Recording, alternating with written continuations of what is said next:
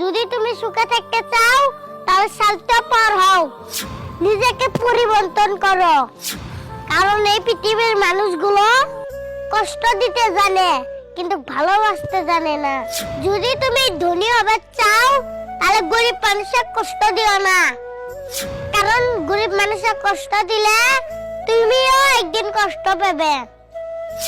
আর একটা কথা মনে রাখবে, তুমি সুখে থাকলেও কাউকে বলবে না, আর দুঃখে থাকলেও কাউকে বলবে না। সুখে থাকলে সবাই তোমাকে নজর লাগাবে, আর দুঃখে থাকলেও সবাই হাসবে। সবার ঘরে লবণ থাকে কিন্তু মুলান থাকে না।